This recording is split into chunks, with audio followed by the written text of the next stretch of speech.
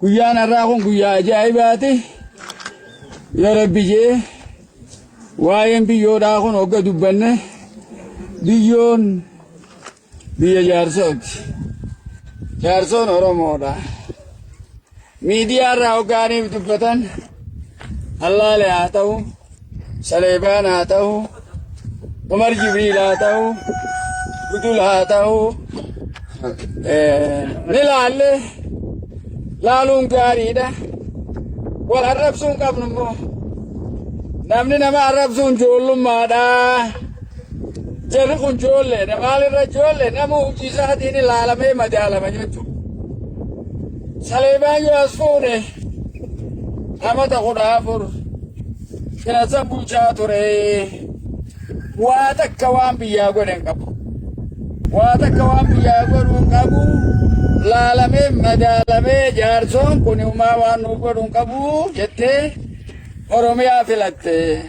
Hoggu Oromiyaa filatte hoo eega Oromiyaa filatte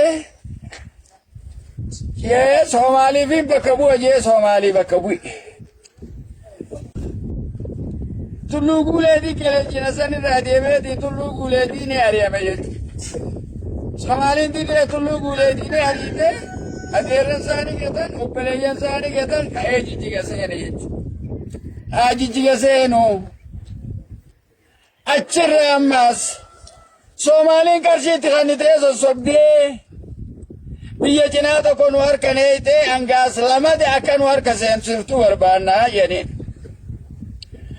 Inumaa aanaa tokko qilleensarraa isinii kanninaa qarshii ammana fudhaa. Waan qarshii fudhataniifi biyyoo aana goonaa aanaa jaarsooti. Jaarsoon aanaa godhanii feesiifti. Jaarsoon jaarsoodha. Biyyoonis tajaarsooti. Wanni kun sobaa kijiba jechuudha. Waan kana hojjetee biyyaanaas kana hojjechuudhaaf qophaa'ee jira. Maal jee waan tokko tiidee uummanni Oromoodha akkanatti waraanni hatiqqii qabu, hamaarree qabu. Waan ju'eedee dubbate haa dubbatu. Waraanni Oromoo lafa isaatiif du'u jira.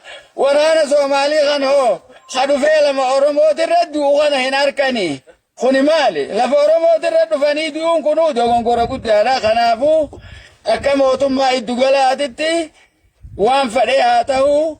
Ormi kuni jaarsoorraa dhalatan malee jaarsoonni dhalte malee isaan jaarso jedhanii maqaa jaarsoo xureessuun qabanii waan jaarso jedhanii isaan odeessan hin jiru waan kijibaati. Jaarsolaa dhalatanii bakka deemanaa deemanii qofa waa takka waan biraa hin qabanii.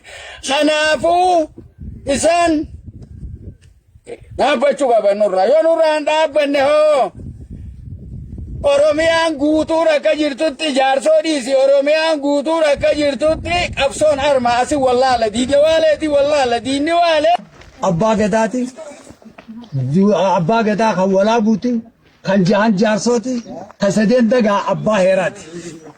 Har'a bakka inni itti argamutti biyyoodha. Seenaan biyyoodhatti argamutti abbaan karraa laafaan qabu. Ani abbaa karraati. Bakka walaabuutitti Umar Jibriil kan anaa damiina. Anaa biyya bulchaa. Anaa beekaa jiru. Heera jaarsooni beeka. Heera sadeen dagaa ni beeka. Heera aflan qalloo ni beeka.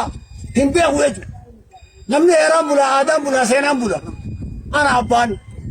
Har'a hoo wanni nu barbaachiftu biyyi boolisii kanaan nurraa kaasu. Mootummaa keenya wanni kabajaan gaafannu.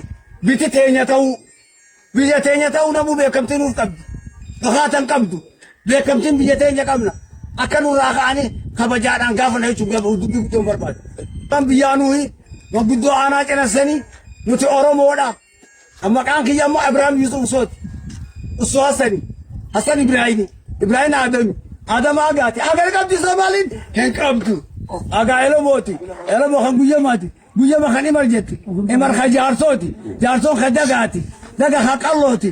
Qalla kan bareentooti. Bareento kan Oromooti. Oromoo kan xabbuuti. Xabbo kan waaqooti. Waaqo kan taadhiiti. Taadhii kan hutteeti. Huttee kan biiteeti miti Oromoodha. Oromummaa teenya falmanaa nurraa kaasa. Shamiti barri gaan guddifnee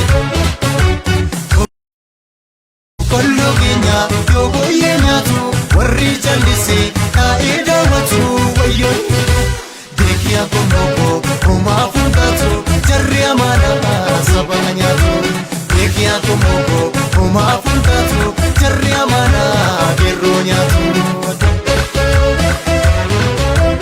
koree buqqisnee qonnee facaafnee bishaan miti barra dhiigaan guddifnee boqqolloo keenya yoo booyyee nyaatu warri jallisee taa'ee daawwatu wayyo beekiyaa komoko homaa funtaatu jarri amaana sabana nyaatu beekiyaa komoko homaa funtaatu jarri amaana gerroo nyaatu homaa gammachiisuuf nu tuttuqtu madaa jarraa tokko nu yaadachiistu mormii dhageessisuuf yoo karaatti yaanu qeerroo fi garreen falma bineensinu koddaati biitiif itti bimbaatanii nu sossobu nu gooyomsu kana maal qabbaa yoo dhiistanii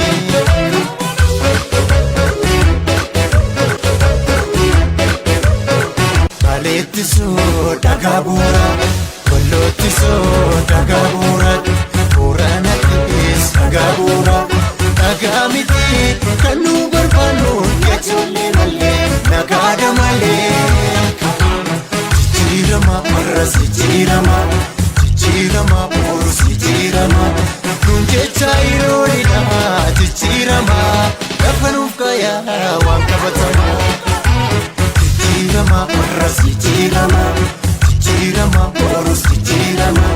Nunje chaino lina, jirama. Kafanuf kaya wakabatama.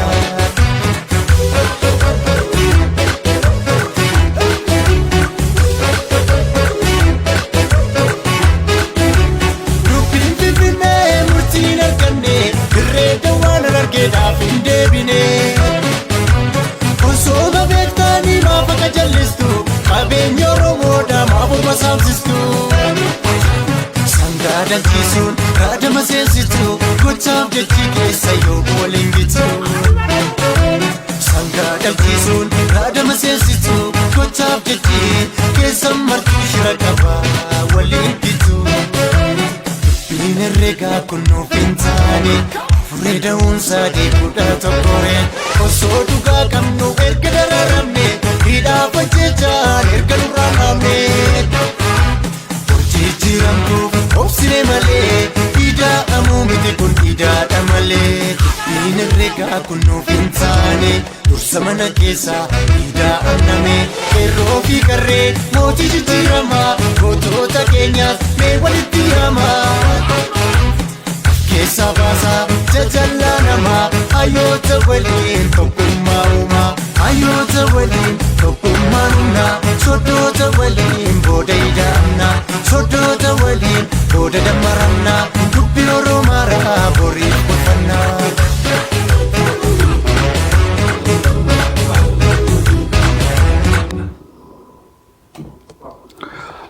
Yooyaa ammas yooyaa ilmaan ayyaa bakka jirtan marattuu nageenya keenya akka waaqaa akka oromummaadhaa akka walirraa amantii sanaa dhaqqabu warra sanii bareef akkam nu bultan nagaa nu bultanii sanii jennaa warra sanii dhiheellee akkam ooltan salaamullahi alaikum wa rahmatullahi wa barakaatu ashabaar kafuune nooruu ariibuu qariibuu adhaa dhufu welcome to Shabbo Media arradu biraa jummata isallee gariin namas halkan jummataa gariin ammoo gara waaree jummatatti achi dhiyaataa jirtanii jummaa dansaa isanii hawwane jumma mubaarak صلوا على النبي اللهم صل على محمد وآل محمد كما صليت على إبراهيم وعلى آل إبراهيم وبارك على محمد وآل محمد كما باركت على إبراهيم وعلى آل إبراهيم في العالمين إنك أنت الحميد المجيد أكلتم كافر أورموتي إيواقا أكا إبراهيم إبفتتي إرقوا كينيا لينو إبس عليه الصلاة والسلام أكا ماتي إبراهيم الكيسيتي إرقوا كينيا ليماتي إسا وهيلين إساتي في هردفتوت إسا أسيفة جتنو ملكيسي يجو namni yeroo kudhan salwaata buusee waareellee yeroo kudhan buusee irratti waaree guyyaan waaqaatti gee gaafa nama isaa dubbatu hin qabne nama isaa dubbatu qaba bukaattuu qaba gaaddisa jala dhiisu gaafa hin jedhisanii nama jala dhiisu qaba kanaafuu umurii teessee irraa deeqaa takka ganamaa fi galgala salwaata buusuu hin dagatina isan hin jenna salawaanni asittis farajata akhirattis shafaadha isan haqa godha hayyeegaa sagantaan teeyyataa irraa sagantaa addaati waa'ee weerara lafa babal'ifannaa mootummaa naannoo Somaaleedha. Akkasitti kaayuu qabna jechuudha. Hawallolu jiru mootummaa naannoo Somaaleedhaati. Gaaffii itti aantu hayyee mootummaan naannoo Somaaleedha yoo lafa babal'ifannaadhaaf weerara bantee uummata keenya kan Oromoodhaa kan daangaa gubbaa jiru aanaa jaarsoo keessatti kan yoo miidhaa jirtu taate uummanni kun referendamaan kaleessa nuti Oromoo jaanii eegaa sitti makaman maaliif nagaa harkachuu dadhabanii takka lammaffaa maaliifoo mootummaan naannoo Oromiyaadha mootummaan akkasii ta'isii hin geenye uummata ofirratti oggaa roorriftu mootummaan naannoo Oromiyaadha callisuun mootummaan federaalaa callisuun isaanuu waliinuu uummata keenya irratti lola baran fakkeessiti jechuudha. Keessumoota jajjabaa qabannee dhiyaannee jirra. Adeeroo Ziyaad qabadheetiin jira. Akkanumatti illee jajjabee Mubaashir Dhugoomsaa Farhaanii fi qabsaa'utuu Faaxumaa Sillaayina gubbaa jirti. Namuu dabareedhaa seenanii waan uummatni keenya keessa jiru dhugaa baasanii meegaa dura hangafaanaa jalqabnu nagaa wal gaafannaa. Ziyaad uummata Oromoo nagaa gaafadha jeeroo. السلام عليكم ورحمة الله وبركاته. أنت أربع هنداتو سلامتا بكجر تنيرتي. السلام عليكم ورحمة الله وبركاته. نسنين جاء الدنيا رتي قرتي بيجرو أمريكا جرو أستراليا جرو الجاربة جرو سنين جنو. السلام عليكم ورحمة الله وبركاته. نسنين جاء تدرا. سلامتا إن شاء الله سجدا kitanya tirayan kecil tiga tewan bekerja hala juru dari tewan amat je makanan di sini tutuka kecil bukan lagi pada wali dabarsa isnjinu wali orang kata undi kata tiga te Somaliland jala darba lagi sisa wani ara serat demo gerte wan gerte Oromo lagi sa wan Somaliland lagi sa tis kalau cuto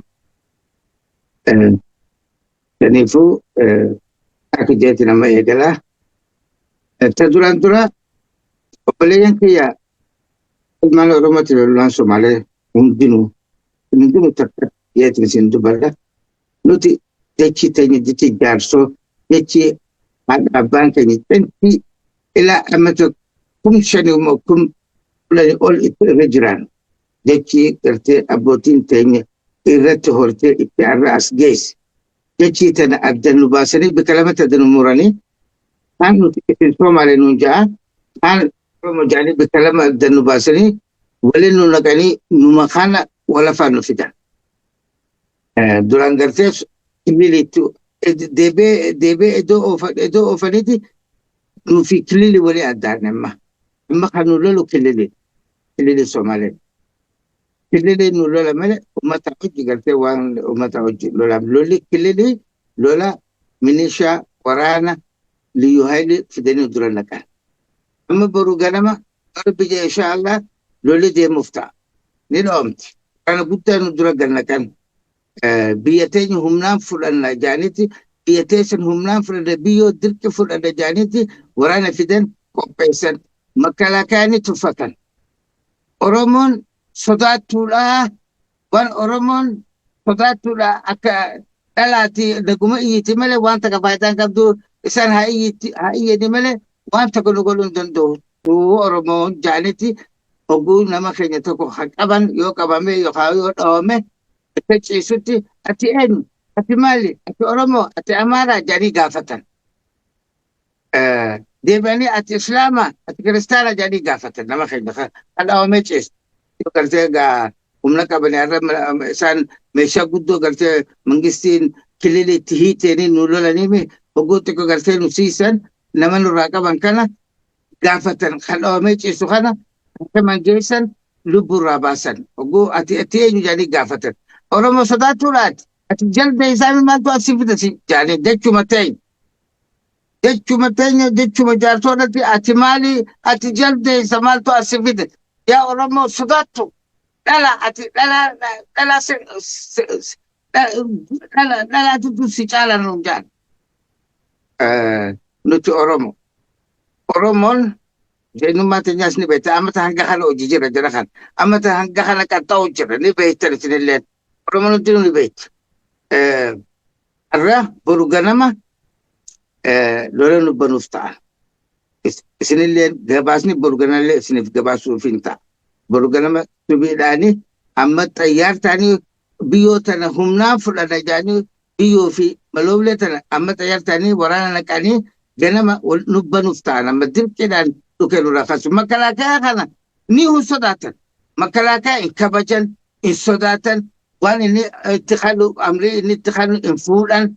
Akkuma ijoolleetitti makalaakaa gartee waan gartee isaan waan takka keessa hin jirre godhan. Makalaakaa hin sodaatan. Yoo fedhanis qarshiidhaan sossoban. Yoo fedhanis qarshii dalaatee dubbii dhiisi jedhanii. Yoo fedhanis itti hajjabanu makalaakaa sodaa irraan qaban sodaatan. Kaniifuu ani isiniin jootanii Oromoo dhageessisu. Oromoo hedduun amma duratti illee isiniin dubbadhe isinii hojii haasawe nuti dachii teenya irra duuna dachii teenya irra lola ilmaan Oromoo kan nu gargaaruu gartee harkaan nu gargaartanii yoo gartee sagalee nu gargaartanuu karuma hundattuu nu gargaaruun dirqama keessan nuti Oromoo. Gartee achi birraa nu dhiibuu hin dandeessan irra qaama keenya nuti isin qaama keessa nuti qaama keessan.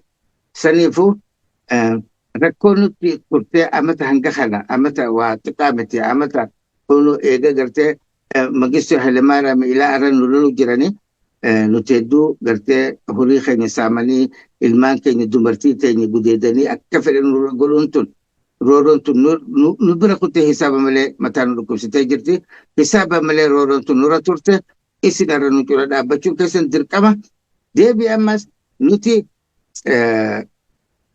dura Soomaaliyaa afaan Oromoo afaan Soomaaliyaa dubbattuu fi jaarsoo afaan Soomaaliyaa dubbattuu fi Oromoo afaan Soomaaliyaa dubbattu kana afaan Oromoo dubbattu kana wal barsiisuu feena. Wal barsiisuu feena. Biitti teenya tun akka jedhu kun obboleeyyan ta'anii akka gartee magaalaa Adareetti akka magaalaa Harareetti nu affeeran manguddoo teenyaa fi gartee manguddoo gartee lachuutu gara lachuu akka affeeran uummata Harareetti fi uummata gartee Mangistii Itoophiyaa irraa illee gaafan. Akka jara kan achitti waliin dhufanii akka achitti wal barsiisan gaafan. Nuti ilma abbaa tokkooti. Abbaan keenya lamaa miti. Diini keenya tokko. Kanaafuu kan akka nu gootanii isin gaafadha kabajaadhaan. Lammataa biyya teenya tana jechuun jaarsoo tana bakka lamatti addamuruun tan reeferaandii cinaan tokko Soomaaleetti waraqaa darbee fi qabalee 34 qabalee 34 san baqattee nu keessa jirti. Amma bakka san hin jirtu. Kanaafuu qabalee san amma qabalee san galtee nuti waan uummata qabalee sanii san karaa Oromoo deebisuu feena. Isaan illee karaa keenya kana deebisuu fedhanii. Kanaafillee irrallee Mangistiin Itoophiyaa irra dalayduu nu godha isin Oromoon. Lammataa tasadee isaatiin isinintoo yaa Oromoo ani egaa hedduu karaa meeqaan karaa asirratti illee isin gaafadhe galatoomaa hedduu galatoomaa isin ijaa tiktookii irratti illee nu hadoodanii maallaqa illee nu guurtanii maallaqa san bakka sana seenee hin agarree ilaa arra gartee ijoolleen teenya dhiiguma jirti madoon keenya fayyine hararuma jira namni nu gargaaru hin jiru rakkina guddaa nurra jira boru ganamallee madoon soddomtootuu dhibbi ta'uu ganaadha ni agarra aduu utgaanii jira bakka tana wani gartee jirtu agoontaa ammaa hoo hiyyeessii jira abbaan irraa du'ee ilmaan hiyyoomuu jira waa hedduu jira rakkina guddaa jira. Kanaafuu yaa Oromoo maallaqa gartee nu guurtan sanillee bakka inni jiru nu barbaada. Yoo gartee maallaqa san dhuguma saniin kan gartee nu guurtan ta'an maallaqa san bakka jiru irraa wali sassaabaatti nu naqa nu garsiisa. Tanaan Oromoo gaafan. Waan gartee maallaqa tiktook irraa guurame san.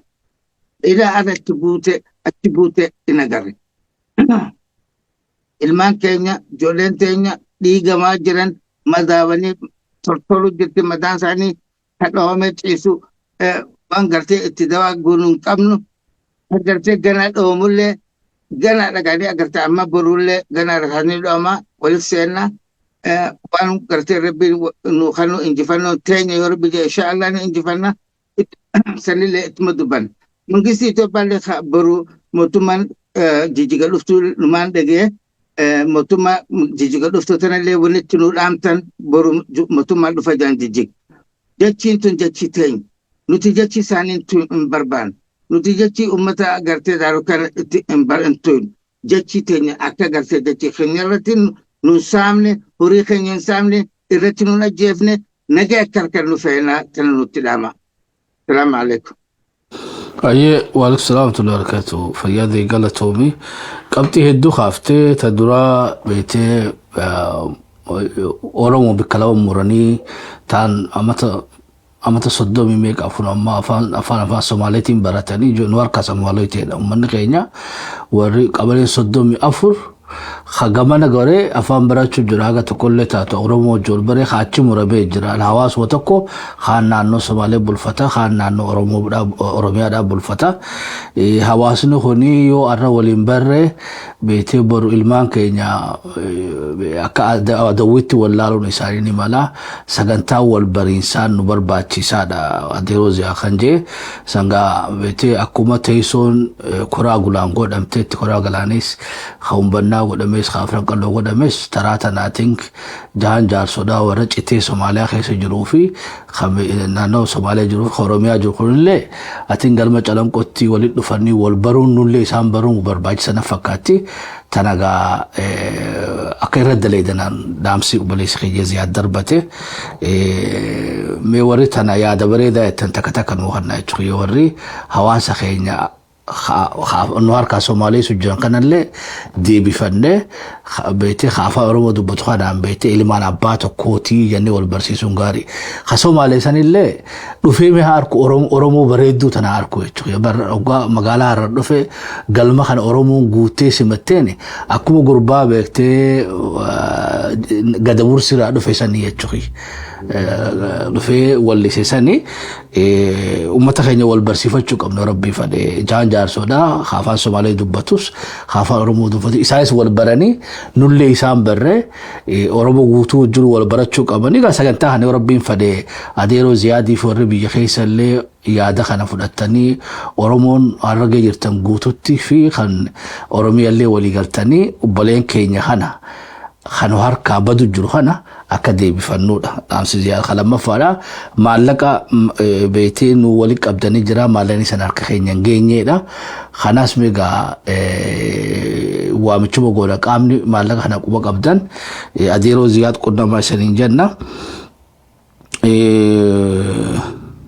hayyee galatooma ayyaanaa fi dheeree Maammadillee galatooma dheeree Ayyuubis galatooma warri takka takka hannetan gaa yaada kannaachuu jirti Oromoo mari'adha wal baruun kun barbaachiftuudha jechuudha Oromoo wal baruun tun barbaachiftuudha jahaan kana waliif fennee wal barsiifne Oromoo taanillee akka wal baratan goone maaliif yoo barre qofa dirmachuu dandeenyaaf arroonni jaarsoo miidhaa jira jaarsoon lola dukkana keessa jirti akka walloon dukkana keessa jirtutti akka wambaraan dukkana keessa jirutti yoo ijaan garre borullee ogaa miidhaman garaanu nyaatanii jechuudha wanni dagachuun qabne maali har'aan Oromoo jee duu kana yaadin boru bar Somaaleen nutti hin duultu amma dhufu jetti dubbiin afaan Somaalee barate kanaatu an Somaalee jee boru nu ajjeesuu ta'a nuti isaati Somaalee jennee ajjeesuu teenya laal dubbiin jaarsoo fi girii sambira khotteeti daarooti dabarte amma daaroot toftaa biraatiin nu dhufa jira toftaan daaroot amma dhufa jiru maali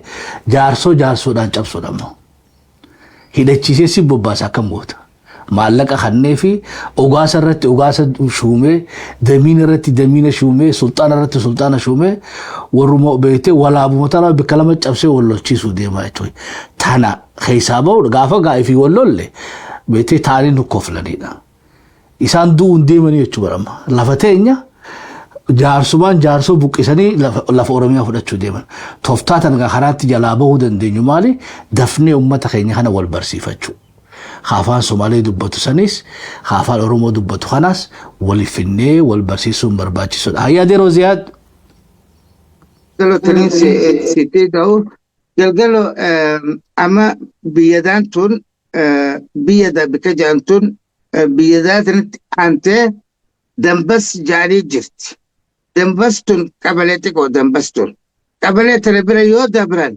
جناسن لا سنيفو بيدات إيرتو قبچو سوبلن قبچو جچون جناسن قبمت جچو لا في عدلتو دكتونتن استراتيجي نما قرتي دچي بيخوتي لما تفتا قرتي لولا بيخوتي بكيتو الاستراتيجي سومالين اتيك راسن كما تشوف ديمتو وان عبدو بيل أبينا بجيتو تكا بيدا يون تكا بمتي راسن كبمتي يخيط ما ياو تارسون فاو هنكسنو سومالت تنيفو تكتي تنا أكا منجسي تو باتلينو لغيسي تو أكا أمة أورومو تلينو لغيسي أمني أورومو بيكتات هدو إمبيخان لكن إثيوبيا نجان دبي جيشن إثيوبيا تو جيشن هنتنو تنما إثيوبيا ترمجس إثيوبيا هاتو قمسين قمسي أكان نمني قبتوتي قبت خنالاتي نمني أرى يو سمان بكتنا بيدات نكابت بيدات إرتو دمبستون تيكو دمبستنا هلو كاري دمبستنا يو براكوتان كناسن اللي كون بروتا في وانا تشي بولتا تشي جرو في خلهونتا تكا تيكاتن جيتو نجيسن كنيفو بكتلت اورومو لا جارسو جيتو اني نيمبا خدتشي تجولتنا استراتيجي وان كارتا وند نيمبا بيدان كبمنان جارسو لم تخلص هركهنو جيتو أكتي تنا أمته أورومو تنوهما أبدا بيدان كبمورة جارسون أبمورة جارسون أبم بيدان كبمورة جارسون هذا بمتو تنا ناتيم ربه توبيغا ديرون يچاجرو بيتي تولي خرادة تأسي جبنان أوروميانو هولان تبنمت دا وجناكسني بيتي جريلا جور سغوروتي في إلا واشتولي خرام بنا نميسان درو دابتو جرور خلافو فالمين برودا فالمين مرتيسيتو دا ديرو زيا خنجو ميغا وبليكي ورا لاينا قباجون وافتا إسان اللي يادك خدتنين غافدا مي ججبه ينرغيسا يعني دقها ديرو ما أديرو مالتو دي ما جري يرو أما تناكيستي لو تناس لولا توري لولا سريرتو أمن خيني ملكايمو ميداميمو مالتو دي مجرمي غباسان سيبري جرتو مال يا ألفاد دوغالا توامي جلقا براتي أمة بالله أمة أورمو كابا كبتي ديهابهاتي خانا لغي فججرو السلام عليكم ورحمة الله فاتوين جتوني بربادا نجيني ربي سنبرنا فادوكو رب شرح لي صدري ويسر لي أمري وعلى عقدة من لساني يفقهوا قولي رب وانين تبدنا حاجات يالتو حالي أمتا خينيا ديرو واني قرتي تيتيو مجرو هدو الفاتا أكان نمتو الفاتا يجو خانا قبتي سدين خاصو بربادا كان متقوتي قبتي سدين خاصو بربادو توقو قرتي حواسا أورمو كابا كبادي هابها هندتي ودامتو بربادا إني خانا مو موتما نانو أورمياتي ودامتو بربادا خانا مو حواسو مخيني خنجار صوتي في ودامو بربادا يجو خانا مو سدين ترتيباني والدوبان خايتو بربادا جل كبرتي ميون تساني حواسا خيني خنجار صو خاني دير الدنيا رجيرتان هندي خيسرو وخيسمتو قرتي نمني gosan jaarso ta'eedhaaf waa'ee jaarsoo beekuu hin danda'u. Sababni isaas Oromiyaa keessa warri jiru akkuma Oromooti. Ammoo ijoolleen ona cinaasanii dhalattee waan tana bareechitee beektii jechuun giimee achi taphatamu jiru kana. Giima achi taphatamu jiru kana keessa tokko yoon feekaase fakkeenyaaf amma gartee lolli bifa lamaan nuti deemu jira jechuudha. Lolli bifa lamaan nuti deemu jiru kun kam yoo naan jette lola siyaasaatii fi lola gartee Rabbii keenya biraan taate humnaatiin nuti deemu jira jechuudha. Lolli siyaasaa kun kam yoo nuun jette ummatuma keenya kana keessa namni gartee abbaa garaana yookiin nama akkasii kan tantaa biyyaan qabne dhabe hin jiru. Amma wallaala namni dhabe hin jiru. Wallaala keenya abbaa garaa ofitti qabataniiti. Of jala dogoggorsanii keenyuma kanaan illee dura dhaabbachuu takkaatu mul'achuu jira jechuun haala haaree amma lola haaree nu dabalame keessa. Kunneen ammoo maali wal qabata lola siyaasaatiin nama gartee Rabbii keenya biraan taate mootummaan naannoo Somaalee kun of jala qabee bitee hiriirsee nurratti hin duulu jiru keessa warra tokko. Kanaaf wanni dhaabbachuu barbaadu ilmaan jaarsoo idil addunyaa irra jirtan keessumattuu ijoolleen cinaasan akka hin dogoggorre akka qaama kana jala hin dogoggorre gartee waa xiqqoo dhiibbaa takka tan jirturraa kan ka'e fakkeenyaaf wanti gartee asii fa'aa harka jijjiirru hin jirtu namni tokko hanjuu hin dhabamu fayyadate qaatu akkasitti dogoggortanii qaama diina keenyaatti akka gartee isinummaan hin galle jajjabeessatiin dhaammadhaa jechuudha. Gartee warroota bitamtoota gartee maqaa jaarsoo dhawatee Soomaalii irra deddeemu kana gosaas akkan kannineef akka gartee maqaa gosaatiin walii gartee isin diinni yookiin hattuun diina jala deemtu walumaan akkasii diina seetaatuttiin seedhaama. Kanaa kiyyaa santu kana akka hin jenne jajjabeessatiin cimsee dhaammadhaa jechuudha. Isaanuma sunuufuu wanni inni dhaamu barbaadu. Kilillee shaniin jalatti balamnaa jaan. Gartee wanni hubachuu qabdan ilmaan jaan jaarsoo idil addunyaa irra jirtan akkasumatti gartee ilmaan Oromoodhaa kilillee shan nuti nu haarayaa miti.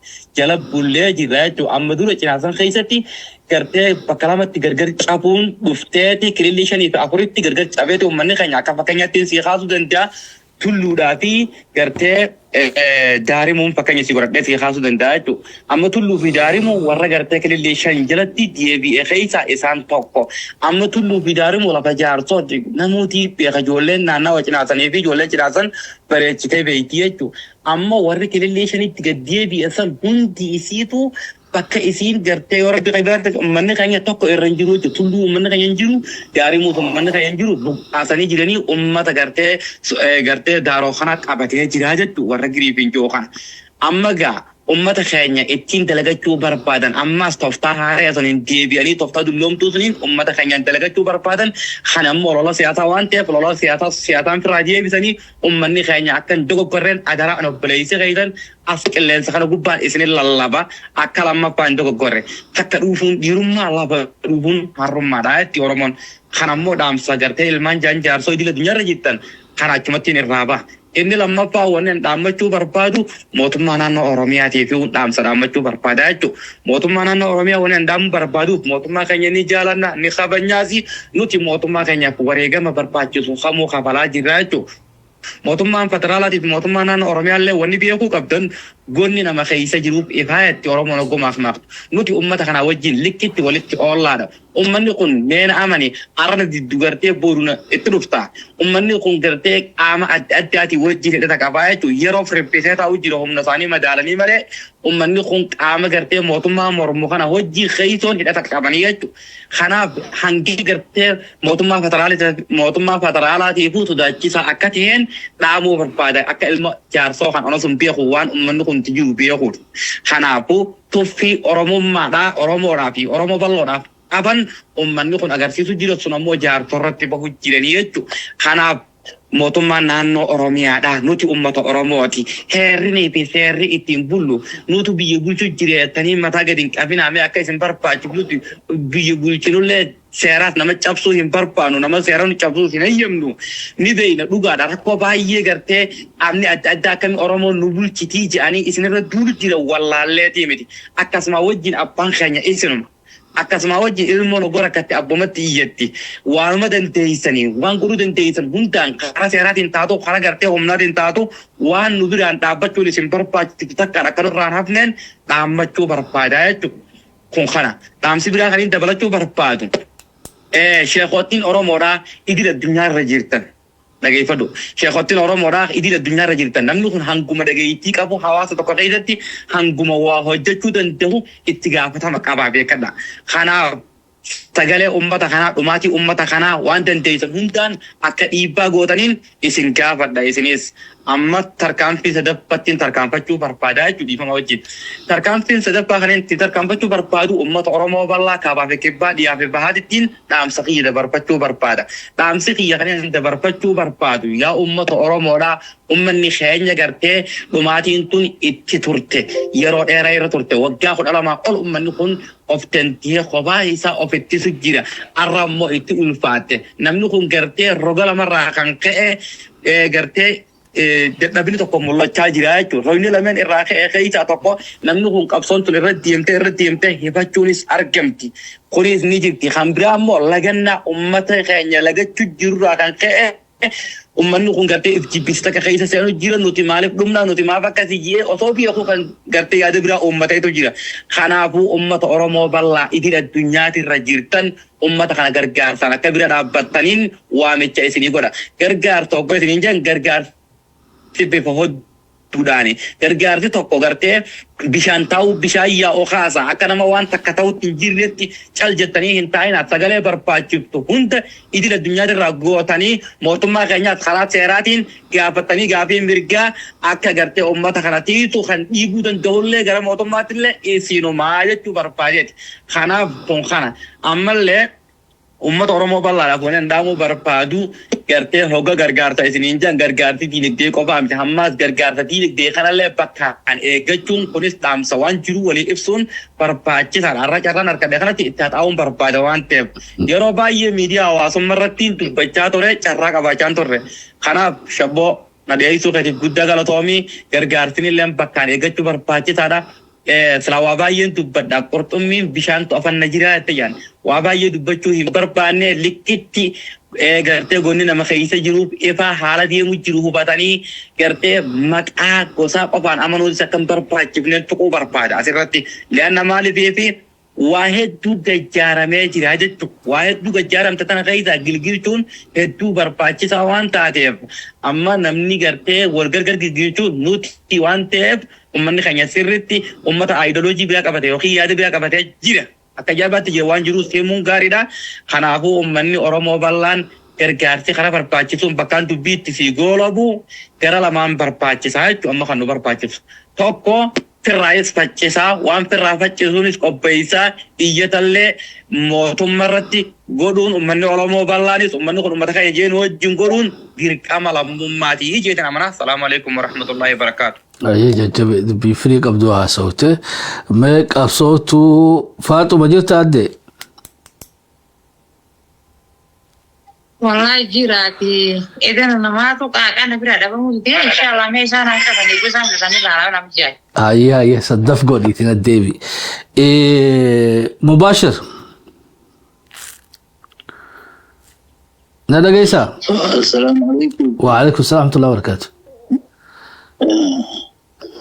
بسم الله الرحمن الرحيم إله وحسن هذلي إله هو ذوين واحد وأنا السلام يا إذا كان دمانتين من الباب جودان السلام يا مقامكم فديو أي صدق كلام كذب قرطا وحويا أرن كان أنا أوقات لأناي أرن علسويا أرن كان هو أرن كسرون ومضى جارسو gaar ahaan tulli guuleed iyo nawaaxigeega dhibtani imika ma aynan bilaabmin waxay soo bilaabantay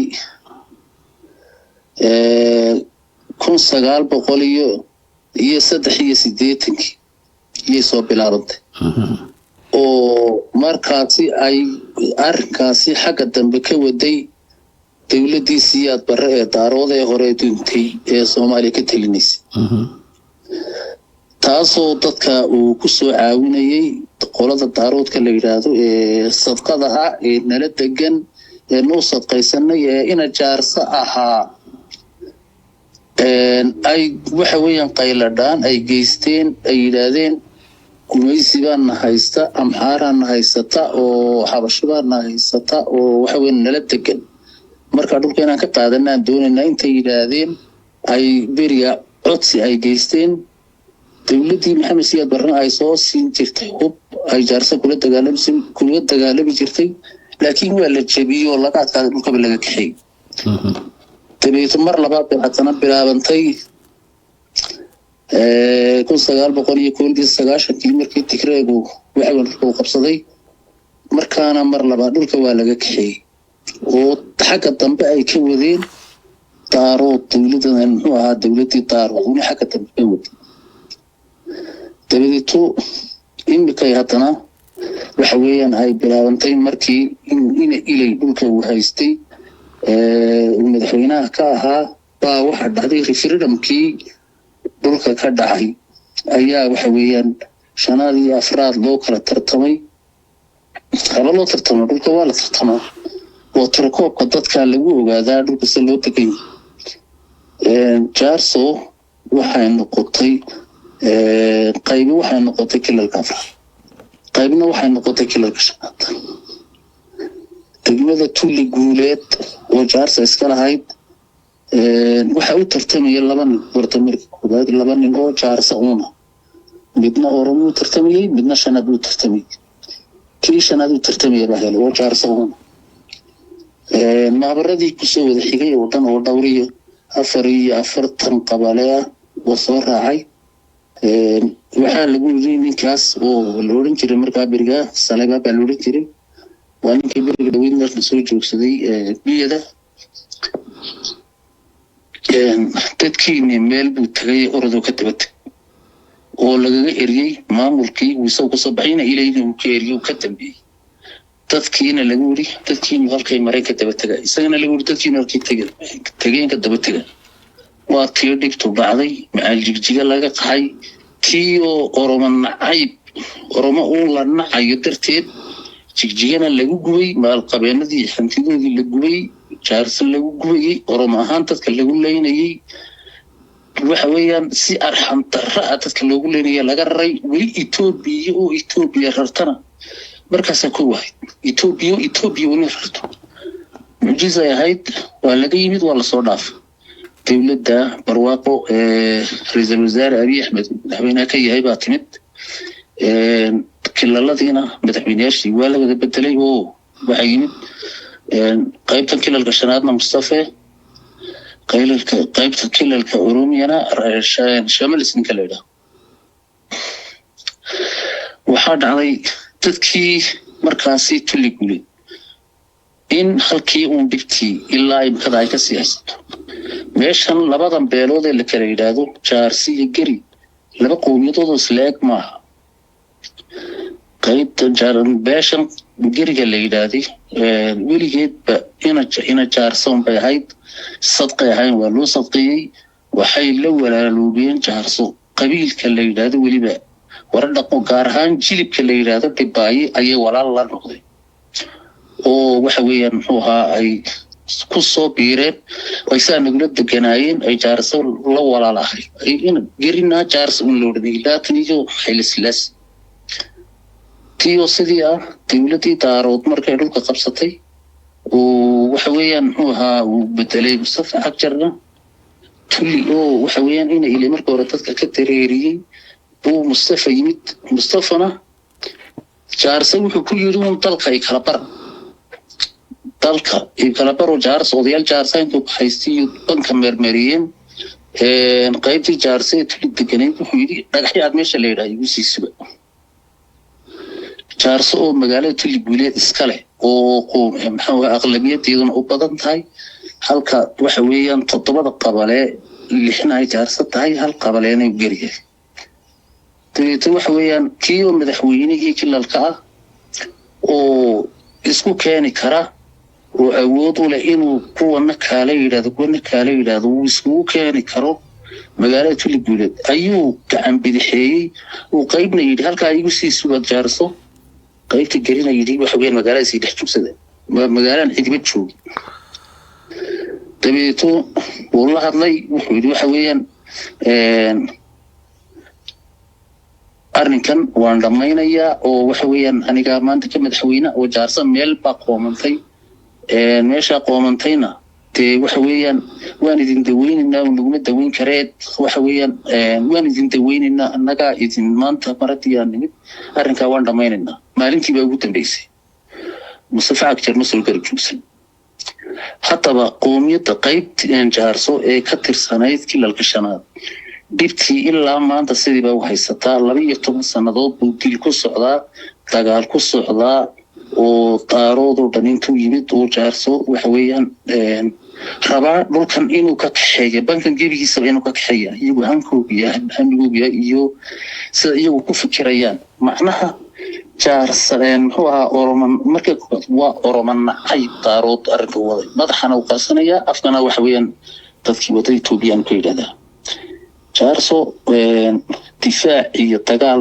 intaasi ku difaacnaysa dhulkooga inta badan salaatiin qaybihii tuliyo kale dawlad baa waxa weeyaan meeshii fadhida dawladda jaarso ay talaabo qaato joogsada sharciga eegtabay leedahay oo joojinaysa reerkan waxa weeyaan maadaama madaxweynuhu uu yahay dadkooga ay u heelinayaan wata dagaalku isku wada joogo ilaa min tuli guuleed ilaa min muxuu ahaa mooyaane xuduud oo dhan ay oromo degan tahay dagaalba ka socdo dagaalkani waa ku oromo nacaybe maaha ku dhib kale ku socda oromo nacayb weeyaan laakiin dowladda federaalka Itoobiya ma xawiyaan way iska indhasaaban malin anu ma garan madaxweynaha kilalka Oromiya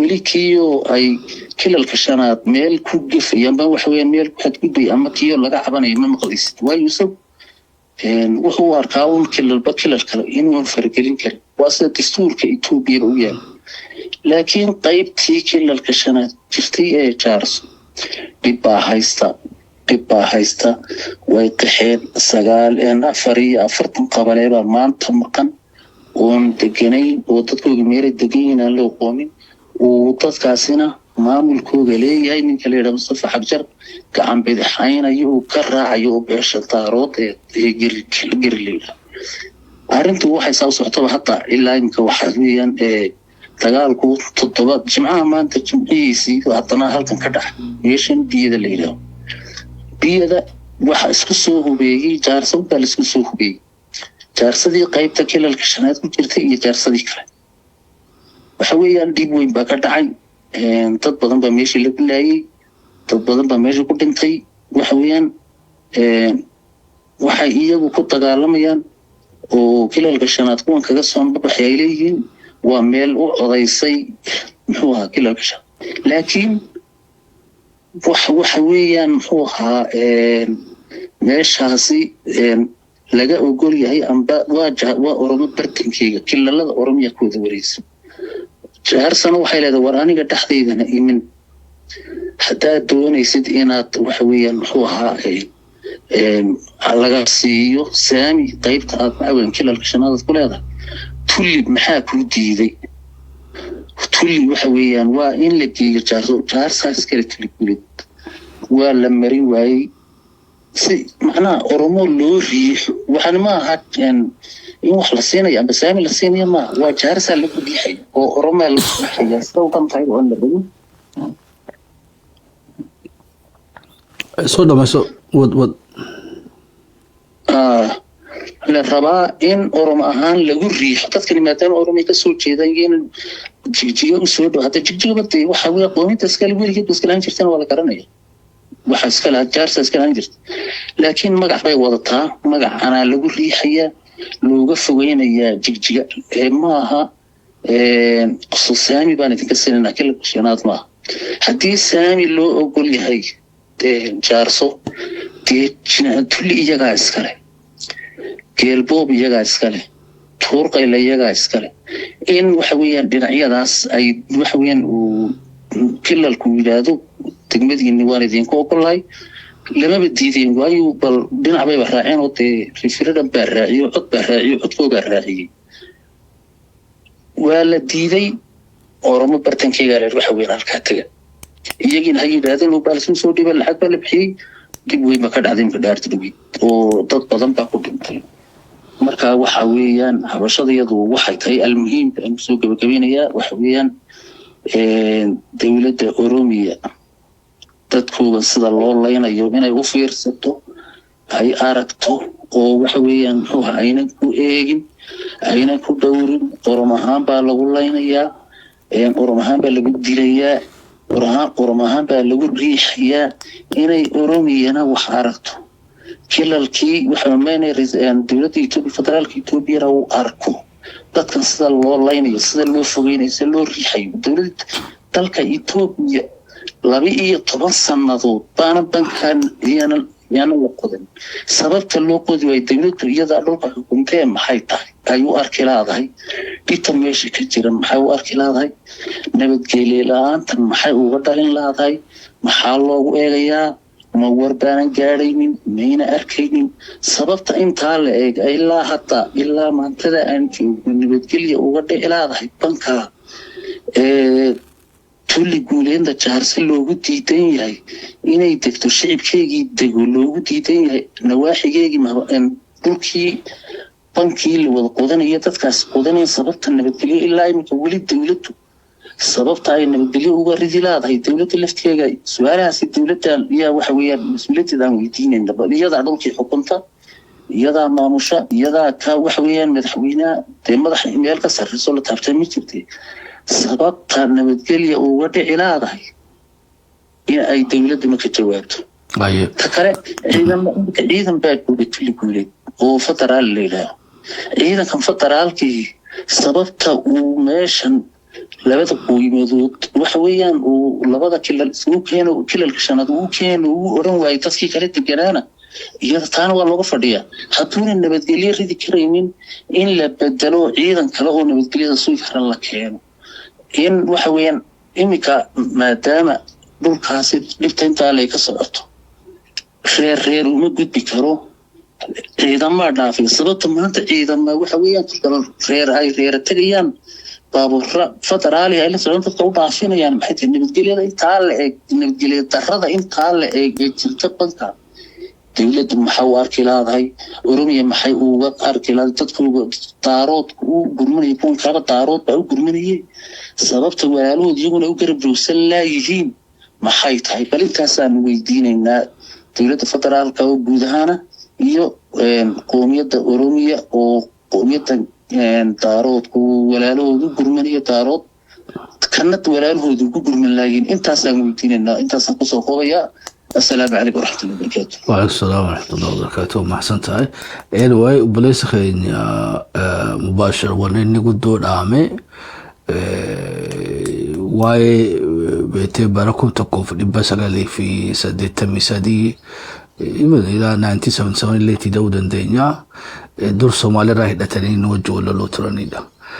قاف زياد بر راح دتني دفن إذا نفرن كباتن اللي دوني في الرعارينينا نبوكفنينا نمونينا سمبودا ماس جدخل عبدين كتني قافة وياني داتي نتي ديبي يعني دا سقلت ميتك قافة سنيس وياني دا شفتين نتي ارغيتين قافة سنيس نيش أبسلينا إيغا ساماس عبدي اللي دا دفيدا قافة عبدي اللي خانقا نما خيني اللي هدو بوكساني referendum illeen dhufee eeganu moone referendum dhufee referendumaan gariin as goranii gariin achi goraniidha gaa achirraa jalqabee abdii illeenis bu'ee Mustafa Akchariin dhufee haa taatu ammoo Mustafa Akchariin ilma abdii illeerra isaatu irra hamaa ta'u jiraadha gubbaa nama nagaa fakkaatee beetee irraa mul'attu jalaan ammoo uummata keenya miidhu jiraadha ummanni beetee lolli amma gaggeeffamaa jiru nuufi girii miti giriin beetee ummata miskiina nuti kaleessa qubachiifnedha giri kaleessaas nu rakkoo miti arrallee rakkoo nu ta'uu hin danda'aniif irraa dhokkinaadha ammoo hawallolu jirruun girii miti hawallolu jirruun ogaadeeni hawallolu jirruun macheerteeni hawallolu jirruun beetee ilaa hanqa kismaa yoo raabosaasuu irraa maqaa daaroodiin dhufanii nurratti duulaa jiranii nuti ammoo jaarsoo Oromoodhaaf hin jennaa isaan maqaa Somaalummaatiin ogaa Puntland irraa fi Jubbaland irraa namni dhufee dirmatuuf nuti ammoo Baabileetti nu quban qabanidha. Oromoon guddoon ture eessa jirti mootummaan federaalaa eessa jirti mootummaan Oromiyaatu eessa jirti gaaffii mubaashara afaan Somaaleetiin dhaamsa dabarfate. Sa'aanis harkaa gabaabbataa jirti. Hayyee Farhaanii fi dhugoomsaan gaggabaabsaatti mee dhaamsa keessan dabarfadha eenyuun dursa Farhaan?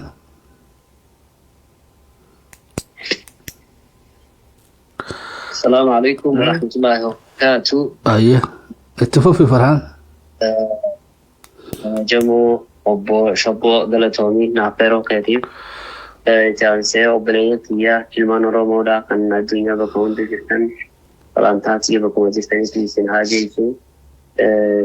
أوجاني في دار ربي نجني ربي سندرا هاجرات سيسين جتشا. السلام.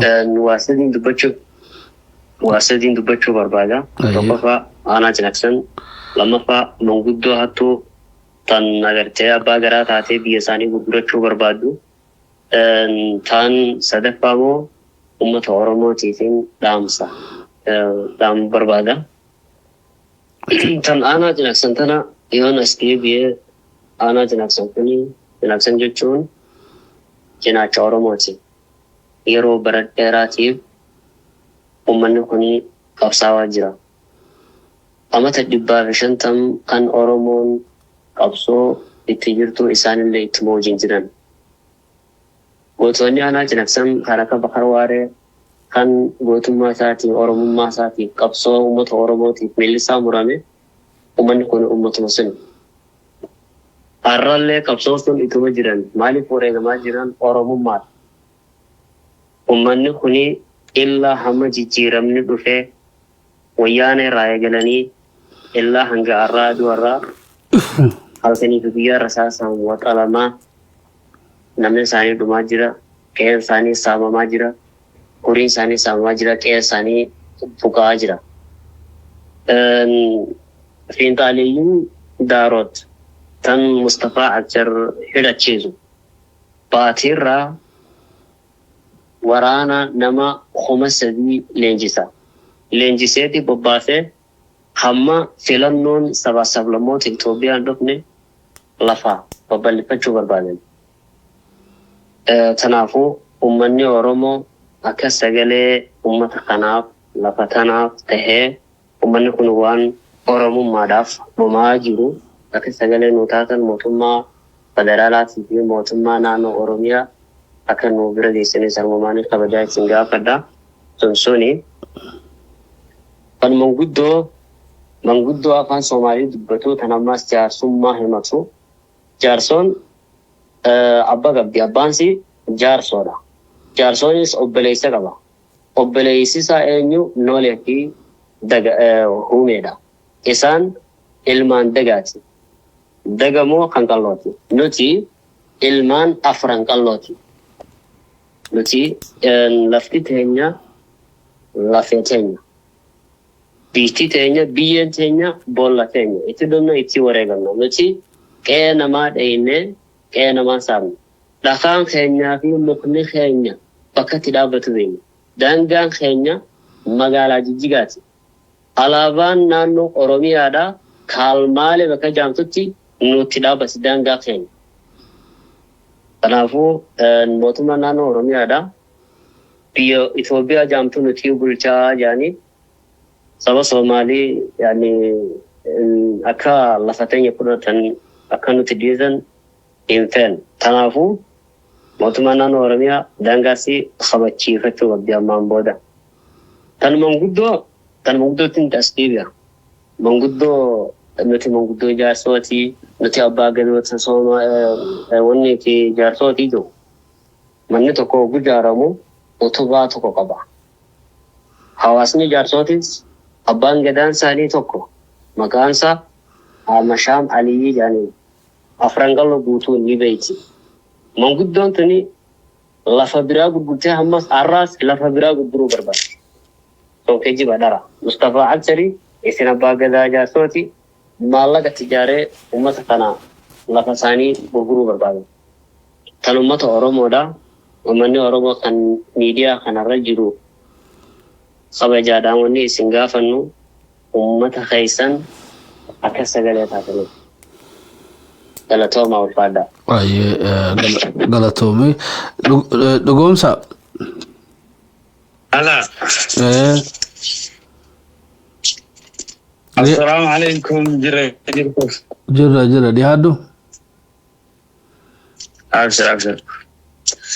Shabboo miidiyaa asirratti nu affeeruu keetiif hedduu takka galatoomii. Duraan carrum haganaa odhamnee carraa kan harkachuuf jette an hedduu takka hin gammada. Galatoomii.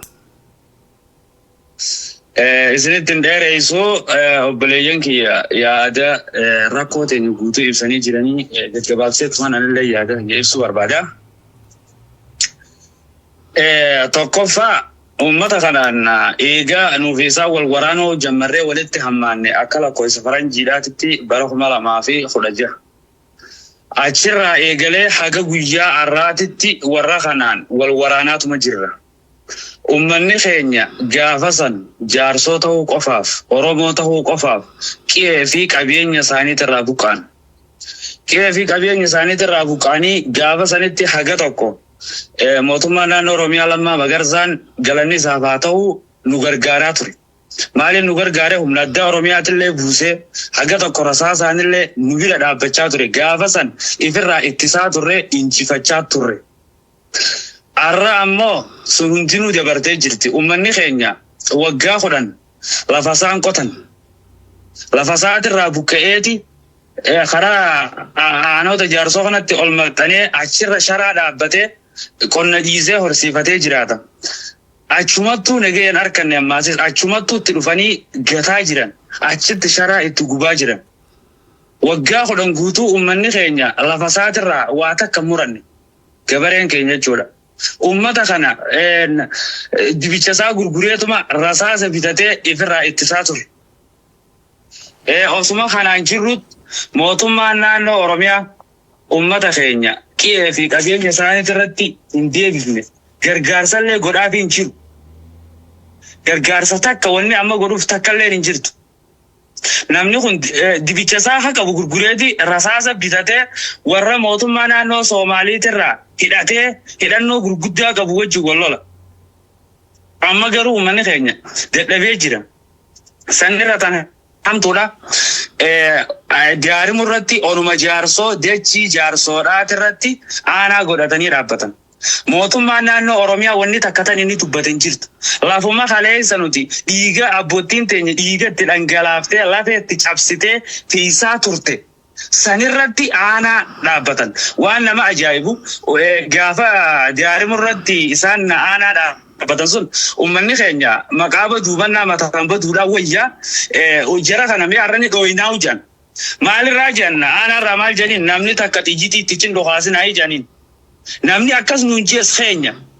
Bara maqumaafuu uummanni keenya ni dhooyinaa yeroo jiru. Amma akka mataa hijaatitti bulchiinsa mootummaa naannoo Oromiyaa diinni hamaanu bulchiinsa mootummaa naannoo Oromiyaa keessattuu aanaa jinasa bulchuu fi guddina Harargee baha.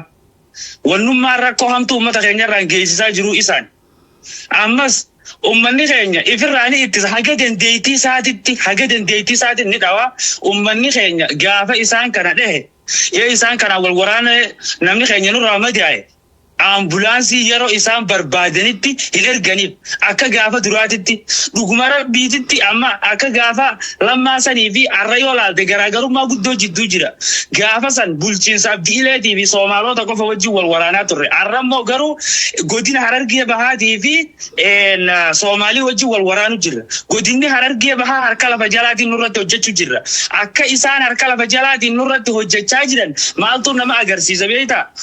Ambulaansii yeroo isaan barbaadanii bitti uummata keenyaaf ergaa jiran. Uummanni keenya dhahamee aboo namni nurraa dhahamee rasaasni caccabsee jira. Ambulaansii nu ergaa ijaniin.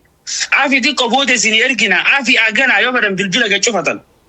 Uummanni keenya waan ta'u dhabeef amma bulchaa aanaa jaarsoo fadda golanii bulchaan aanaa jaarsootirraa ambulaansii gad ergaaf. Aanaa jana sandiis aanaa jaarsootirraa. Deebisi ammaasiisa yeroo uummanni keenya isaanii wal waraanutti gaafa duraa humni addaa naannoo Oromiyaa ni dirmattiif qe'ee teenya irratti dhuftee nu dirmatti gaafa nuuf isaan wal waraanuu jammarre. Har'a humni addaa Oromiyaadhaa ta dirmattu hin jirtu. Yoo dirmattees eega nuuf isaan dhukkee walirraa kaafnee daaraa wal goone booda dhufti. Kana ammoo ka godhaa jiru musiibaan guddoon uummata keenya irratti hojjetamu jirtu godinuma Harargee Bahaa kana keessaa beeka. Amma gaafa dheengadda biyyoo irratti uummata keenya liyyuu poolisiin dhuftee akkasirraa shantusan sun shira warra jaaroodii ni beeka. Mustafee fi Abdiilee ol bira qabee yoo kan ilaalu taate Abdiilee waraana kallattiidhaan nurra baneetiin waraanaa ture. Mustafeen ammoo akkasii miti. Akkamii beektaa Mustafeen waraana maallaqaatii fi khallafaati. Waraana maallaqaatii fi khallafaati. Amma jarri warra jaaroota kan nu keessa jiraatu Soomaalota wajjin walii galaniituma ijoollee Oromiyaa irratti humna addaa Oromiyaa irratti dhukaasa banan. Achumatti ijoollee teenya fixa namoota ajjeesanii gadi caccabsanii irra suuraa kaansan warrumachi keessa jiraatu. Akkasitti liyyuu poolisiin irra dhaqqabdee ijoollee teenya achi damgoote. Haga tokko uummanni keenya ofirraa deebise. Deebii ammaasiisa mootummaan naannoo Oromiyaa akka nurratti hojjechuu jiru akka isaanii wajjin godinni Harargee Bahaa kun akka nu miidhu jiru namni keenya kan isaan ajjeesan suuraa kaasee miidiyaarra maxxanse fardaa lafaan barbaadama. Akka waan addaa godhee tokkotti fardaa lafaan barbaadamee namni keenya hidhama. rakkoo teenya akka nuti uummata Oromootiif geessifnu inuma aanaa jira saniin barbaadu.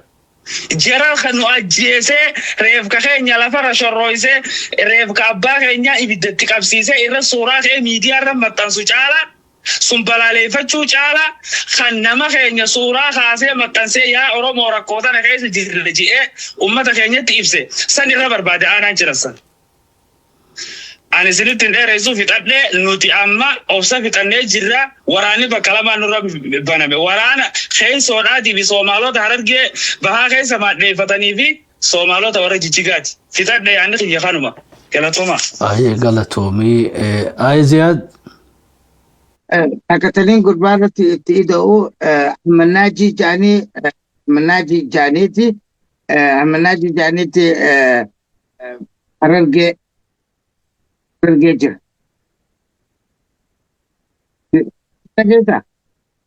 Harargee tana agartee Harargee bahaa keessa jira. Beekuuf sirdoon jaaniin maali deeninati akka deeninatiiti. Manaajiin kun hedduu agartee Soomaaliirraa maallaqa fudhatee inni nu Soomaaliyaa dhukatee nu keessa taa'ee nu miidhuu jiru isa. Guddaa Skinny Beatty, Hamni Beha, Manmaji, Namtite Jansen, Angora. It's a canopita, Canugure is Hamanajidan. After Mangestini to Badunugation, Manaji. Okay, غلطوا زياد سنة ديرو هي وين نتفيت اوكي والفادو غلطوا ميشابو ميديا بختين تنقرمو بوتن جت ورمو نكون مفتوح كان سلاو دبل بدات انت هي بدات ما نتقوتا لا ما تجري ترتي انتلو برباچ ساداچو امه اورمو اديل الدنيا رجرتن اما گجبيسه وانين سيدامو بربادو جراچو لولي لال نم كتكو دوير بيتون نما يجان غيا هون نما يجان اوغا كان نم دير ملطوب دبيتي نم تيچون ايجنسي امالته ابو انيونان ابو لوريس فرافر ماكلمتي يجان اما غيا كان دوغان ترفته دوي بي نم دير متو دمنافين ابو ارد غالا دير مدا يجان دوبا abo arra duga ilman jarso ilman Oromo idil dunya rajirtan mudir madda mal tu duga daga lal lola kayaknya kan durmanu garte yoro era furate wolol suni addati lut do belai sololle adda na to sini tema daga pada lolli suni adda kan kanu do beli beitani lola kayi soti nut do fetu baka amma jarri tu kan suni tu sini khasu barpada tu lolli kayi so kun ubadda sirriti ani nama onarra dangerati sirriti no cintiama وامبري هذا وتاني موتم من كل اللي شان يكون كان قبل أما مصطفى بنجون والجي فريق الجي سنن دخلته أنا ميديا رت يرى هدو جولنا بيتي صومالو جديد جونين بيكما صومالو جديد تني ما هي وان جوني سنة تكبر بعد رجال كبرتي حالا جي مجروبيه خو قبضن صومالو جديد ورينا جو كل يوم صومالي هاريتي خوني warra afaan Oromootiin dubbatu warra Oromiyaa keessa jiraatu warra bakka Oromoon jirtu hunda dhaabbatu garuu immoo Oromoo irratti dalaganii jechuudha isaan tokkaan Oromoo keessa jiraataniifu Oromoo irratti dalaguudhaaf amma gaa mootummaan kilillee shanii kun tooftaa haarayaan dhufee jechuudha karooraa fi kaayoo abbaasaa yookiin manaama abbaasaa sun galmaan gahuudhaaf tooftaa haaraya uummanni Oromoo hin beekne fayyadame tooftaan haarayni uummanni Oromoo amma dura irratti hin dammaqin tan fayyadamu jiru amma qaama Soomaaliidhaa gartee karbisee taa'u jiru Harargee Baabilata keessatti gajjaaramee jira jechuudha kana beekuu qaba uummanni keenya. Gajjaarame kun bakka hundaafuu ni jira. Ni jira itti fufi. Qaamni gajjaarame kun dubbitanaan fitadhaa qaamni gajjaarame kuni waan dalagu jiru jira jechuudha uummanni Oromoo likkiti beekuu qaba. Fakkeenyaaf amma waraqaan uummata keenyaa iyyannaan uummata keenyaa oliin dabartu bulchiinsi nageenyaa kan Harargee bahaa eenyu beekuu qabda. Bulchiinsi nageenyaa kan Harargee bahaa kan achi taa'u Ammanaa Jabbakar Muusaa warra Soomaalii kana jechuudha maqaa Oromootiin garuu achi taa'u jira jechuudha rakkoon gurguddaan iyyanni tokko oliin dabruu fi waan tajaajila barbaachisu takka oliif kan namoofiin argatanii jechuudha. Rakkoolee baay'ee bakka san keessatti deemu jirtu bareechinee keessoo isii beeyna. Kanaaf akka namticha duraanuu numa iyyuu kan gartee iyyeensa amalatti ta'ee booda arra dhugaadhaa dirmadhaa jejjesuni keessoo keenyaa waan. Hello. Hello.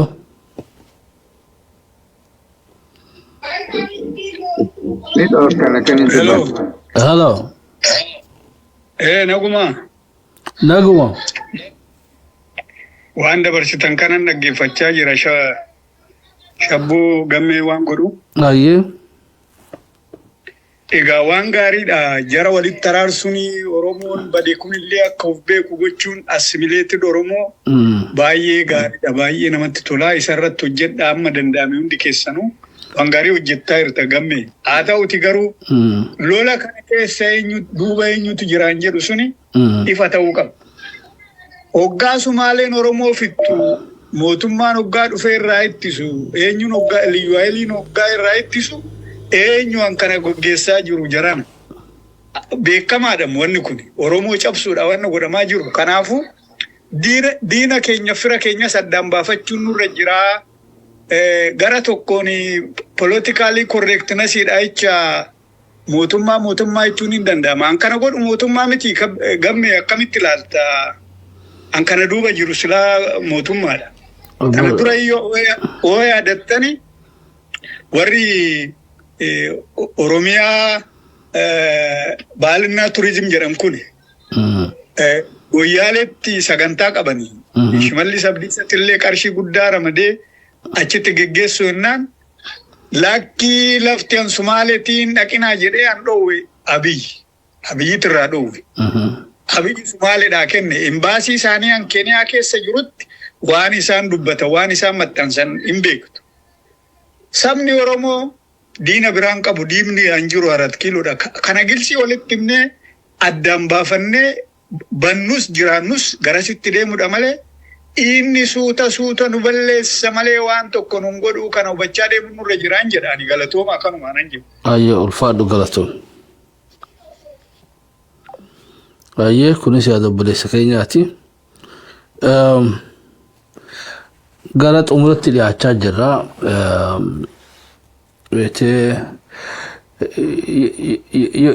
Yoo keessa seenne isiin bariifaa baru dubbiin jaarsoodhaa walloon gargarii miti.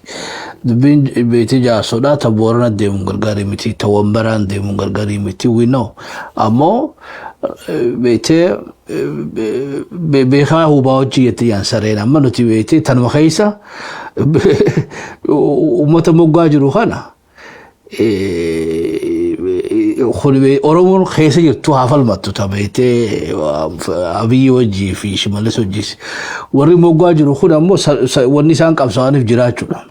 Mustafeenis wallolaa Abiyyiinis walloluu hin dandeessan. Tun dhimmi warri daangaadhaa dhimma addaatiidha. Wanni guddoon ammoo dubbiin guddoon tan beeytee obboleessi kiyya kaboodaa dubbateesi lolli bifa jijjiirataa jira.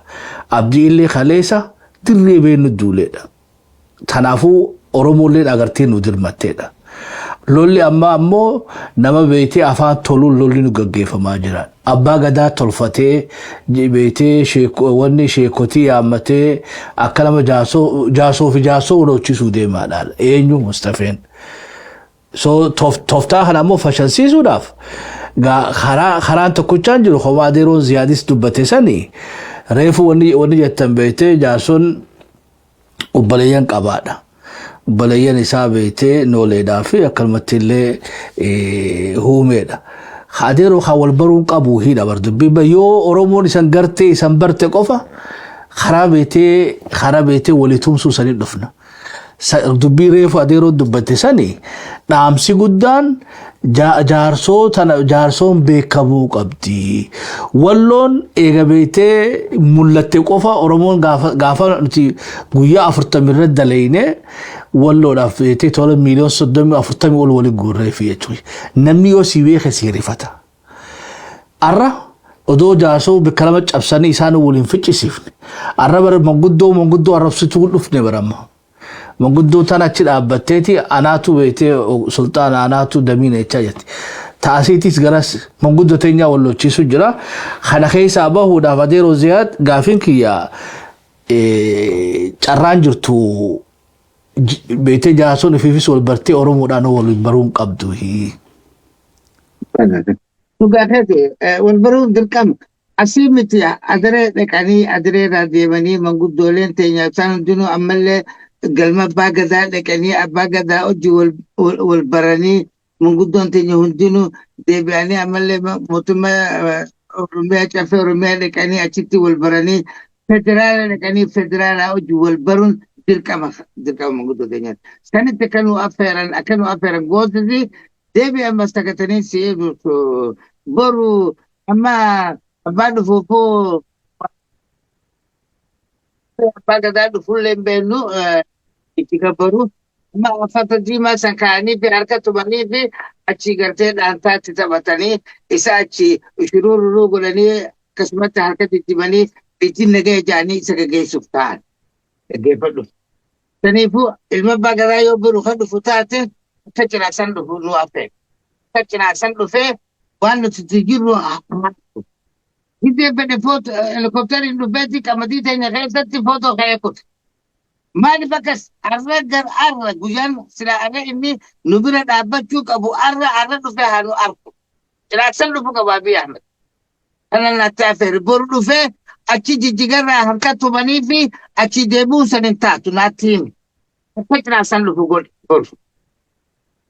Inshallah.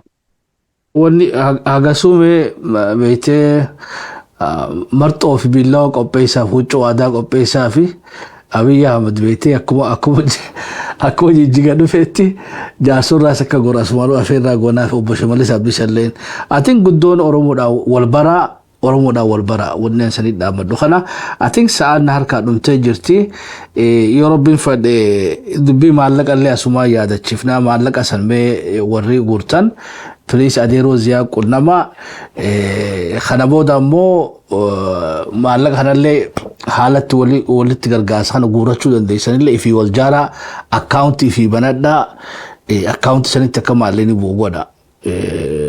Gara kiyyasaan dhumte yoo Rabbiin fedhe gaaloolaa as deema inni sodaa jabduu qabdanii Rabbi sana hanassanu Rabbi sana irra sana aansu mirgaan sana galchu dhaamsa baay'inaa qabatte carraan si kan Adeeroo Ziyaad. Boru lu dhaggeeffadha gamme boru yoo Rabbi jedhanii dhoomti fedhuu ni dhufa fedhuu kabiraa dhufa lolli keenya lola boru. Isaanis guurratanii nu jala guurratanii meeshaa hunda fidatanii guyyaa baruugaa walgingilchuun keenyan oolu karra aanu rabbi haa beeku du'aa nu godhaa Oromoo bikka jirtanii rabbi nuu kadhadhaa kanaan jaagame galatoome. Ilmaan ayyaa yoo waan biraa dadhabdanillee dubbii jaarsota na beetee lafan kaa'inaa haa wal barruun isaanis wal barsiifne nutillee wal haa barruun Oromoonillee wal haa barsiifnu tumsi isaanii kunaatiin guutuu Oromiyaa ta'uu qaba akkuma maassa pilaanii Finfinneedhaaf beetee kaleessa onnattan san Adeeroo dachiidhaaf hagas onnattanii ilma namaatiif akkamitti beetee irra naatoo dhabdaniif jechuudha. Bakka Finfinnee dachiidha wanni lolleef. Ilma namaatu jechuudha. Araba waa lama dhabuu jirta jaarsoo keessatti. Namaas dhabuu jirra, lafaas dhabuu jirra. Tungaraa nama nyaattu jechuudha. Beetee mee dubbii tanatti yaada. Dubbii tanatti yaada. Gaa Adeeroo Ziyaad akkanumatti illee dhugoomsaa jajjabee mubaashirii fi warreen gaa hirmattan akkumatti illee Faaxumallee ijoolleedhaatu ayyaa ture. Sa'aan irraa dhume guyyaa biraa walitti dachaana. Adeeroo Ziyaad sagantaa itti ofufaa jechuudha. Lola kanaas yoo Rabbiin fedhe as geenye boru taatu iftaan shabboo jaaswaati hoota. Galatame. Thank you. Ilmaan ayyagaa sagantaa teenya taarraa asumarratti xumurannaa keessumoota keenya galatoonfannee irra deemnee gaajummaa mubaarak isanii jenna. Yaa Rabbi uummata mazluuma keenya kana gargaari jennaan beekte yoo Shimallis illee dirmachuu dhabeef yoo Abiy illee dirmachuu dhabeef awwa Rabbi isaanii haa dirmatu jennaan. Oromoo immoo tana ofirraa jijjiira waan fokkattuudha jechuudha. Obboleessa kee yoggaa si bira qalan loonuu ni gadoodaa jechuudha. Dachiidhaafuu hagas lollolte namaafoo lafaafoo. Ilmaan ayyaa sagantaa teenya taaraa sumatti haa xumurannu qophii kana fakkaattu akka walitti jaanutti nagaa waaqaa keessan turatanki. Guyyaan har'aa kun guyyaa ajaa'ibaati. Yoo rabbi jee waa'een biyyoodhaa kun hogga dubbanne biyyoon biyya jaarsooti. Jaarsoon Oromoodha. Miidiyaa irraa hoggaaniif dubbatan Allaale haa ta'u, Saleebaan haa ta'u, Umar Jibriil haa ta'u, Budul haa ta'u, ni laalle laaluun gaariidha. Wal arrabsuun qabnu immoo namni nama arrabsuun ijoollummaadha. Jarri kun ijoolleedha. Maalirra ijoollee nama hojii isaatiin ilaalamee madaalama jechuudha. Saleebaan yoo as fuudhe amata 14 kinaasa bulchaa ture. Waa takka waan biyyaa godhan qabu. Waa takka waan biyyaa godhuun qabu. Laalamee madaalamee jaarsoon kun uumaa waan nu godhuun qabu jettee Oromiyaa filatte. Hoggu Oromiyaa filatte hoo eega Oromiyaa filatte jee Soomaaliifin bakka bu'a jee Soomaalii bakka bu'e. Tulluu Guuleetii Kelejjina sanirraa deemeetii Tulluu Guuleetii ni ari'ame jechuudha. Soomaaliin dirree Tulluu Guuleetii ni ari'ite. Adeerran isaanii geetan, obboleeyyan isaanii geetan ka'ee jijjiga seene jechuudha. Jijjiga seenu achirra ammas Soomaaliin qarshiitti kannitee sossobdee biyya cinaa tokko nu harka neeyitee hangaas lamade akka nu harka seensiftuu barbaannaa jedheen. Inumaa aanaa tokko ka qilleensarraa isinii kanninaa qarshii ammana fudhaa. Waan qarshii fudhataniifi biyyoo aana goonaa aanaa jaarsooti. Jaarsoon aanaa godhanii beesiifti. Jaarsoon jaarsoodha. Biyyoonis tajaarsooti. Wanni kun sobaa kijiba jechuudha. Waan kana hojjetee dhiganaas kana hojjechuudhaaf qophaa'ee jira. Maal jee waan tokkotti hidhee manni Oromoodha akkanatti waraanni hatiqqii qabu hamaarree qabu waanjuu edee dubbate haa dubbatu. Waraanni Oromoo lafa isaatiif duu jira ka waraana Soomaalii kan hoo ha dhufee lama Oromootirra du'u kana hin harkanii. Kuni maali? Lafa Oromootirra dhufanii du'uun kunuu dogongora guddaadha. Kanaafuu akka mootummaa iddugalaatitti waan fedhe haa ta'u. Ormi kuni jaarsoorraa dhalatan malee jaarsoonni dhalte malee isaan jaarso jedhanii maqaa jaarsoo xureessuun qabanii waan jaarso jedhanii isaan odeessan hin jiru waan kijibaati. Jaarsoorraa dhalatanii bakka deemanaa deemanii qofa waa takka waan biraa hin qabanii. Kanaafuu isaan dhaabbachuu qaban nurraa. Yoo nurraa hin dhaabbanne hoo Oromiyaan guutuun akka jirtutti jaarsoo dhiisi. Oromiyaan guutuun akka jirtutti qabsoon harmaa asi wallaala diide waaleeti wallaala diinni waale. Abbaa Gadaati. Abbaa Gadaa kan walaabuuti. Kan jahan jaarsooti. Kan sadeen dagaa abbaa heeraati. Har'a bakka inni itti argamutuni biyyoodha. Seenaan biyyoodhatti argamuuftuni abbaan karraa laafaan qabu. Ani abbaa karraati. Akka walaabuutitti Umar Jibriil kan anaa damiina. Anaa biyya bulchaa. Anaa beekaa jiru. Heera jaarsooni beeka. Heera sadeen dagaa ni beeka. Heera aflan qalloo ni beeka. Hin beeku jechuudha. Namni heeraan bula, aadaan bula, seenaan bula. Ana abbaan. Har'a hoo wanni nu barbaachiftu biyyi boolitti kanan nurraa kaasu. Mootummaa keenya wanni kabajaan gaafanu. Biti teenya ta'uu biyya teenya ta'uu namuu beekamtii nuuf qabdi. Fakkaatan qabdu. Beekamtiin biyya teenya qabna. Akka nurraa ka'anii kabajaadhaan gaafana jechuudha dubbii barbaadu. Kan biyyaa nuyi guddoo aanaa cinassanii nuti Oromoodha. Maqaan kiyya immoo Ibraahim Yusuf Sooti. Usoo Hassan Ibraahim Adami. Adama Agaati. Agar qabdi Somaaliin hin qabdu. Agaa Elomooti. Elomoo kan guyyamaati. Guyyama kan Imar jetti. Imar kan jaarsooti. Jaarsoon kan dagaati. Daga kan qallooti. Qalla kan bareentooti. Bareento kan Oromooti.